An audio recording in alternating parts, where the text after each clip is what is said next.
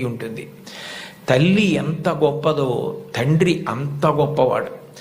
తండ్రిని జీవితాంతం దైవంతో సమానంగా చూడాలి. పితృదేవోభవ, భగవంతుడే తండ్రి రూపంలో ఉన్నాడు. వేదంలో, యజుర్వేదంలో అష్టమానువాకంలో రుద్రాధ్యాయంలో అంటారు, నమ శంకరాయచ మయస్కరాయచ నమ శివాయచ శివతరాయచ అని.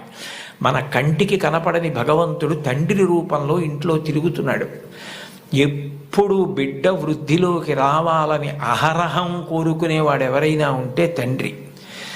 తను ఎంత కష్టపడనివ్వండి, ఆయన బెంగ పెట్టుకోడు. కానీ ఆయన కోరుకునేది ఒకటే, పుత్రాది చేత్ పరాజయం.